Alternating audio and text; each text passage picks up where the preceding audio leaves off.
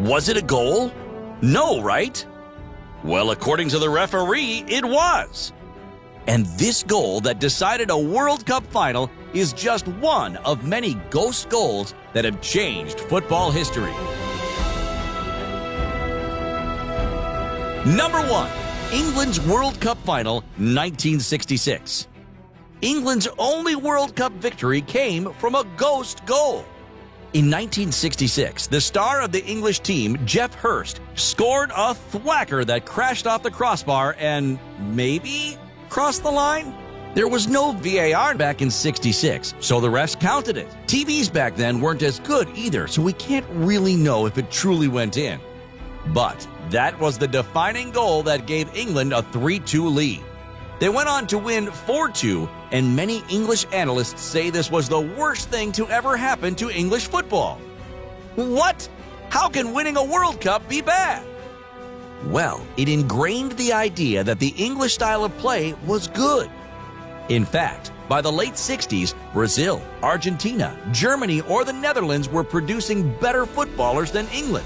But the history of '66 meant that England felt their style of play, all passion, little skill, was good enough to carry on. Of course, that has changed recently as we've seen some superb talents like Rashford, Sancho, and our man Lingardinho. No, a great finisher. I think in and around the box, in the penalty area is lethal. And Are we talking about the same Lingard? But those new talents started to be developed after number 2, Lampard's ghost goal in the 2010 World Cup. I think we have to be very careful how much we let go to technology. Funny thing that Frankie says that now. Look, we all know England would win every World Cup if it weren't for cheating. I'm sorry, I couldn't resist such a great joke. But in 2010, England were trailing Germany 1-2 near halftime. A Lampard thumper hit the bar and appeared to cross the line. But the ref said no goal.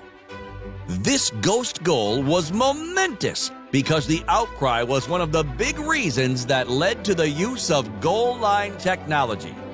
And of course, we would later meet GLT's cousin, VAR. Thanks, Frank.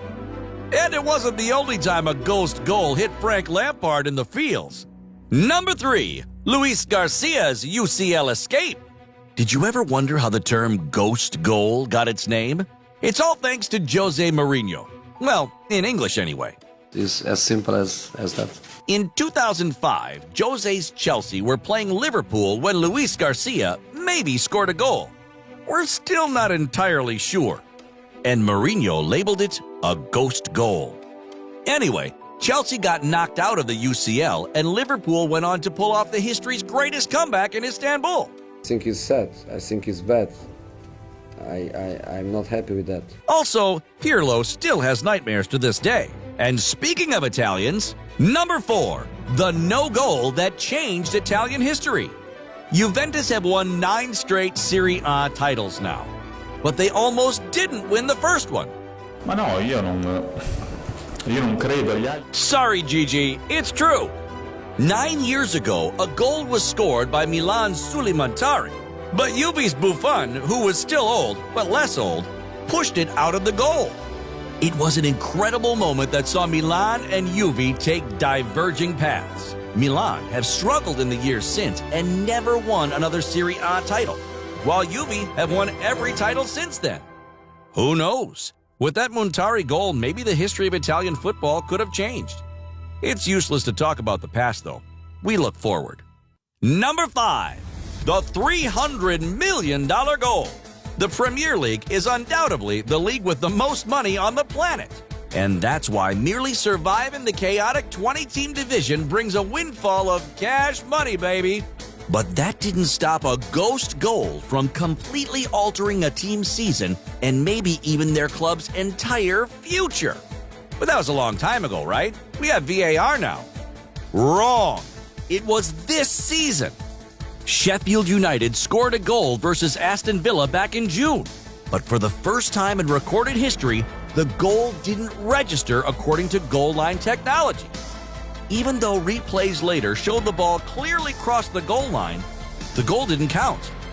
In the end, Sheffield and Villa drew the game. And Villa stayed in the Prem by 1 point. And estimates say that just being in the Premier League brings teams around $300 million, with that figure set to increase in future seasons.